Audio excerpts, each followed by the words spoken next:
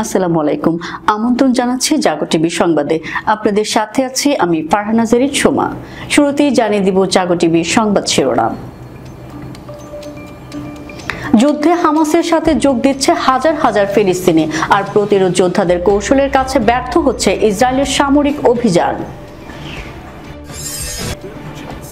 Israeli বিমান ভূপাতিত করতে রাশিয়ার বিমান বিধ্বংসী ক্ষেপণাস্ত্র ব্যবহার করবে হিজবুল্লাহ।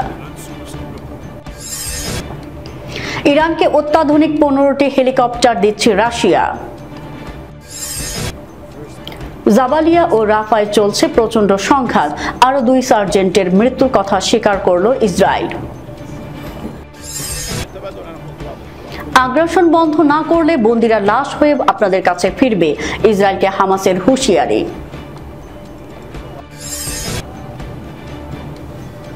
মঞ্চ ভেঙে অল্পের জন্য প্রাণে বাঁচলেন রাহুল গান্ধী। দর্শক, সংবাদ শিরোনামগুলো জানাচ্ছিলাম, চলে যাচ্ছি বিস্তারিত সংবাদে। যুদ্ধে হামাসের সাথে যোগ দিচ্ছে হাজার হাজার ফিলিস্তিনি, আর প্রতিরোধ যোদ্ধাদের কৌশলের কাছে ব্যর্থ হচ্ছে ইসরায়েলের সামরিক অভিযান। ফিলিস্তিনের গাজায় ইসরায়েলের সামরিক অভিযান ব্যর্থ হচ্ছে বলে বিশ্লেষকরা মনে করছেন।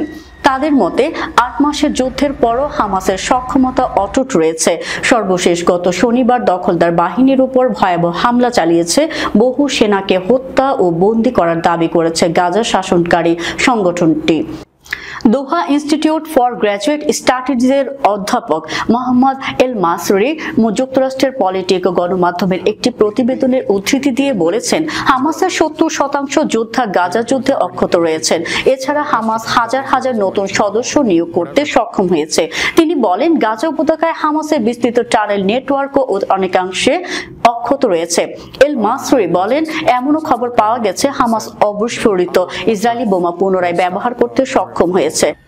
তাই ফিলিস্তিনি গোষ্ঠীর আর অস্ত্র সরবরাহের সমস্যা নেই।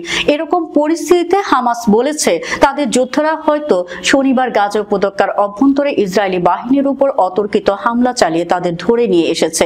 হামাসের সশস্ত্র শাখা আল কাসেম ব্রিগেডের মুখপাত্র আবু ওবায়দা বলেছেন, উত্তর গাজার জাবালিয়া শরণার্থী শিবিরের লড়াইয়ের সময় তাদের যোদ্ধারা টানেলের ভেতরে ইসরায়েলি বাহিনীর সদস্যদের হত্যা ও বন্দী করেছে।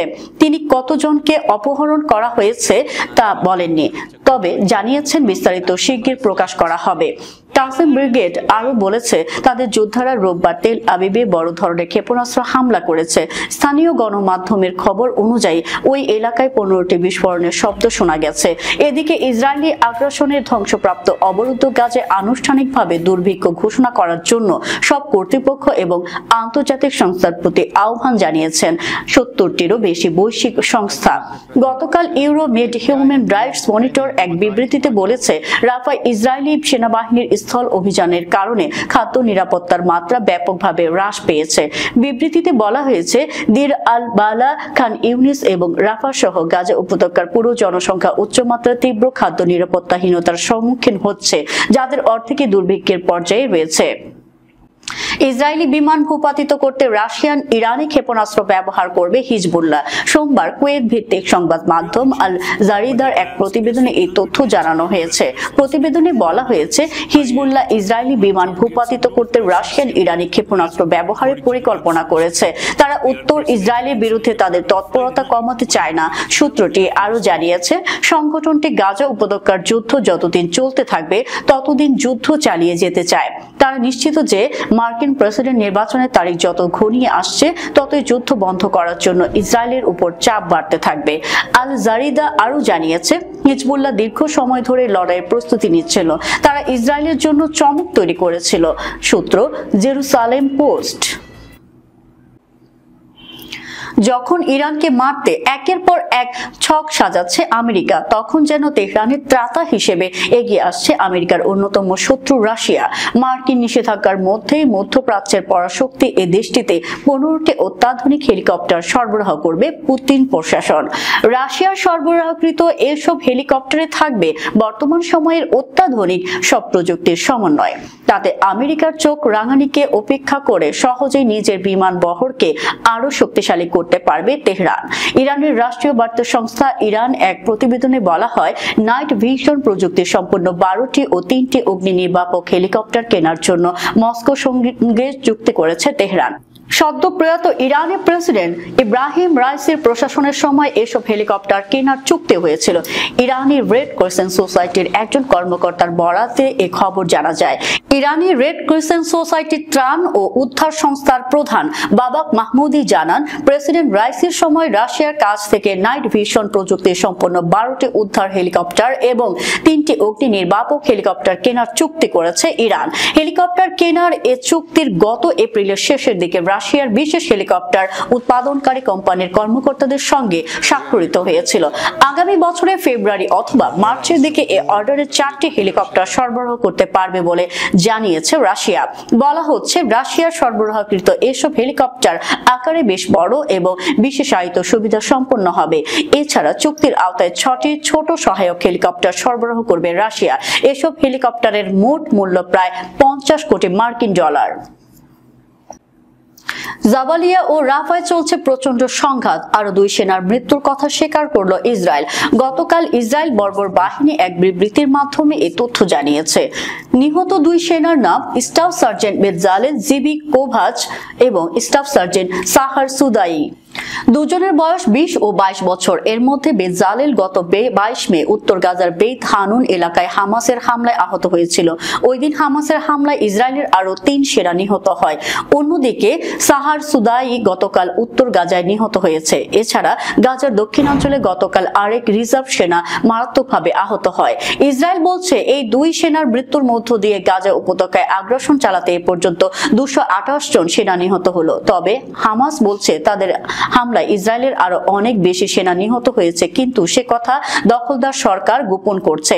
সূত্র পার্স টুডে। ফিলিস্তিনের ইসলামী প্রতিরোধ আন্দোলন হামাসের পলিট বোর্ডের সদস্য এবং লেবানন প্রতিনিধি ওসামা হামদান হুঁশিয়ারি উচ্চারণ করে বলেছেন, ইহুদিবাদী ইসরায়েল গাজা উপত্যকায় চলমান আগ্রাসন ও গণহত্যা বন্ধ না করলে হামাসের হাতে যেসব ইসরায়েলি বন্দী রয়েছে তারা লাশ হয়ে ঘরে ফিরতে পারে। এসব বন্দী ইসরায়েলি আগ্রাসনেই মারা যাবে এবং তারা কখনোই জীবিত ফিরতে পারবে না বলে তিনি সতর্ক করেন।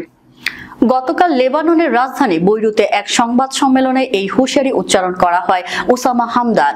তিনি বলেন, যুদ্ধবাজ নেতানিয়াহু এবং তার সমর্থকরা আগ্রাসন বন্ধ করতে যত দেরি করবে, তাদের বন্দীরা ততই ইসরায়েলি বোমা আর মার্কিন ক্ষেপণাস্ত্রের আঘাতে মরতে থাকবে। তিনি আরো বলেন, যুদ্ধ বন্ধে বিলম্ব হওয়া এবং অবিরাম বিমান হামলার অর্থ হলো তাদের বন্দীরা আর কখনো জীবিত ফিরে নাও আসতে পারে এবং সম্ভবত তারা কখনোই ফিরে আসবে না।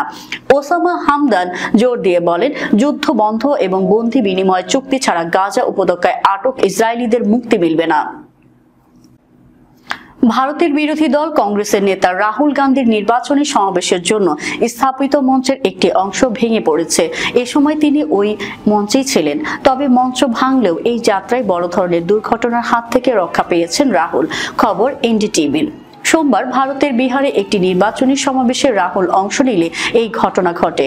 জানা যায়, সোমবার সমাবেশে যোগ দিতে বিহারে পালিগঞ্জ যান রাহুল। পাটলিপুত্র লোকসভা আসনে প্রতিদ্বন্দ্বিতাকারী আর জেডি সভাপতি লালু প্রসাদের মেয়ে ভারতের পক্ষে প্রচারণা চালাতে সেখানে যান তিনি। এক পর্যায়ে ভারতের সঙ্গে মঞ্চে উঠলে এর একটি অংশ ভেঙে পড়ে। এনডিটিভির প্রতিবেদন অনুযায়ী রাহুলকে তার আসনের দিকে নিয়ে যাচ্ছিলেন ভারতে। এমন সময় অস্থায়ী মঞ্চের একটি অংশ ভেঙে পড়ে। তবে ভারতে দ্রুতই রাহুলের হাত ধরে ফেলেন। এতে কংগ্রেস নেতা তখনই নিজেকে সামলে নেন। এরপর হাসি মুখে ভারতের নিরাপত্তা রক্ষাকারীদের জানান, রাহুল ঠিক আছেন। ভারতে এখন লোকসভা নির্বাচনের ভোট চলছে। ইতিমধ্যে 6ষ্ঠ দফার ভোট গ্রহণ সম্পন্ন হয়েছে। আগামী 1 জুন 7ম ধাপের ভোট হবে। এর মাধ্যমে এবারের লোকসভা নির্বাচনের ভোট গ্রহণ শেষ হবে। এরপর 4 জুন থেকে ভোট গণনা শুরু হবে। নির্বাচনে ভোটার টানতে ভারতে চষে বেড়াচ্ছে ক্ষমতাসীন বিজেপি ও বিরোধী দল কংগ্রেসের নেতারা। নির্বাচনে প্রচারণায় অংশ নিয়ে ভোটারদের বিভিন্ন প্রতিশ্রুতি দিয়ে যাচ্ছেন তারা। দর্শক, যাবার আগে জানিয়ে দিব শিরোনামগুলো আরো একবার।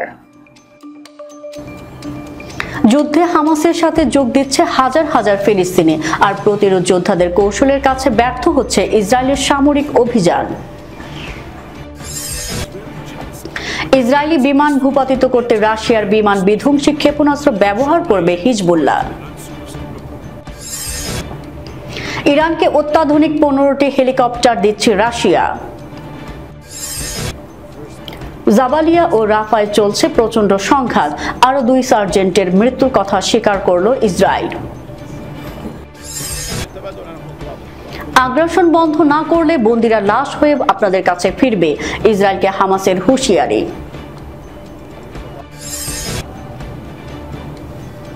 মঞ্চ ভেঙে অল্পের জন্য প্রাণে বাঁচলেন রাহুল গান্ধী। এই ছিল এখনকার মতো। আমাদের পরবর্তী সংবাদ দেখার আমন্ত্রণ জানিয়ে শেষ করছি। ধন্যবাদ সবাইকে। আল্লাহ হাফেজ।